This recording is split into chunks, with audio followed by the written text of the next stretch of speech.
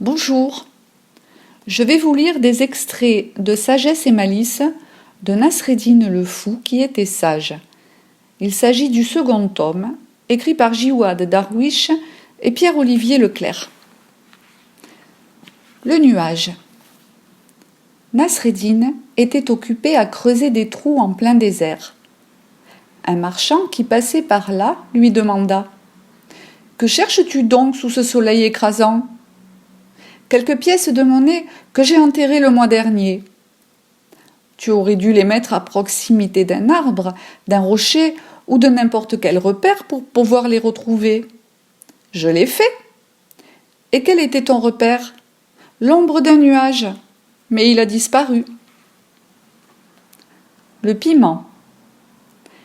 Nasreddin avait un âne paresseux qui mettait un temps fou pour rentrer du champ à la maison.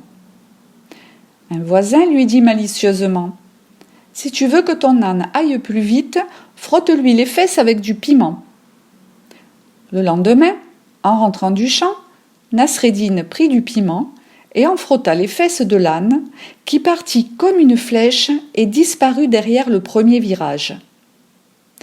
Pour le rattraper, Nasreddin se frotta les fesses à son tour avec du piment et se mit à courir sans pouvoir s'arrêter.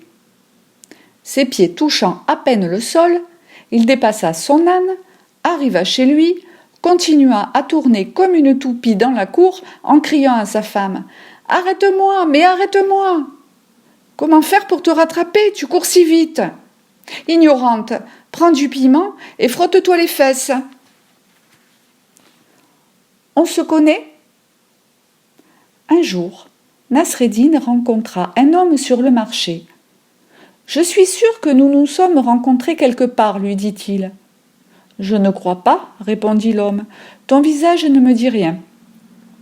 Il se peut que j'ai changé avec le temps, mais je suis quand même persuadé que nous nous sommes rencontrés à Alexandrie. »« Tu fais erreur, l'ami.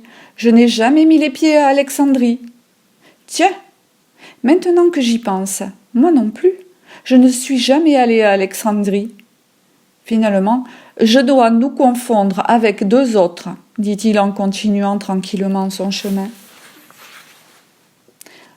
Le rêve. Une nuit, Nasreddin vit en rêve un homme qui lui mettait 9 dinars dans la main. « 9 dinars, dit Nasreddin, ce n'est pas un chiffre rond. Fais un effort et donne-m'en 10. »« 9 dinars, et pas un de plus, répondit calmement l'homme. « Et moi, je te dis que je ne prendrai que 10 dinars et pas un de moins, cria Nasreddin en colère. Son cri le réveilla. Il regarda sa main et vit qu'elle était vide.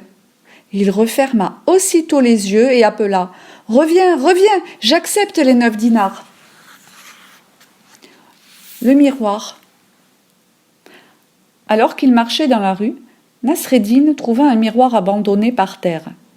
Il le ramassa, le contempla et constata que l'image qui s'y reflétait était vraiment laide.